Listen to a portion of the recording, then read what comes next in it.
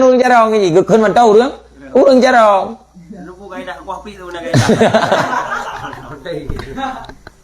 như thế mà ngay ra được với là cái đâu có sebab tengok kan tu lagi yang mesti kau lagi nyan punya lagi yang tulis hukum pak kitab nyan kon mau ngan igo perle tepu cipan tulis ni tengok kan ana tepu mau hukum mana tu kiban narko sebab tu kau tengok kata lagi rokok rumah igo lagi dalil kacocokan ya balong kacocoknya memang makanan roy tetapi mana wajib itanyo yang banjir zakon nak bijir bacula Allah baik tanggap doa tinggi baik tanggap doa tinggi tanggap doa nyo tanyo pi ilmu bacut wa ma utitum minal ilmi illa qalila ilmu yang lunjuk ke gatau be oh wahai Muhammad ke berah mudum ke Nabi Muhammad ubur ke jauh ke berah tak banding dengan ilmu yang nabi Allah apalagi ilmu yang bagi tanyo mau be ke bah mau be doi potan man pu tep tak kabur tu ke di kana berada aja bacun cuba menancin otak dah pulang urung ah tayo yang jut tayo yang carong ke bangai thara boleh inda tu ke bangai be si menan tak ke kau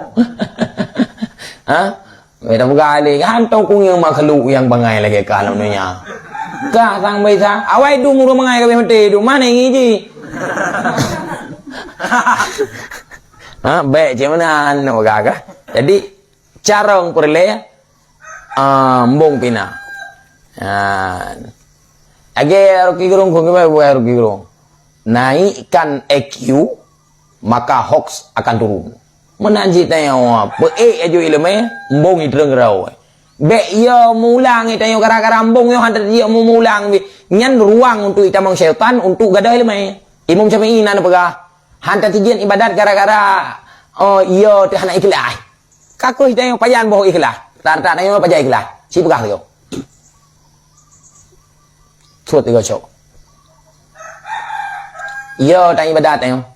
pakon takwa na ikhlas hendu takon je bu pajan tatu mai ibadat tayo bu ikhlas si pegah ku tayo bu kuta pu tayo bu am doli pu tayo ulama sufi awai mudum urangnya sah iduk penyakit tadi man gebau sagai pakan hanan semayang doa tu doa ku menau naiklah takun tu je ku takun ngan semayang baru pikir doa ku nyo sang kalebe semayang aju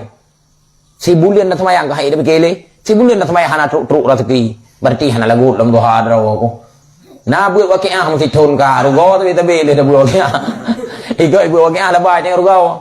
ha adik be tak dapat dimang katanya ya mulang aju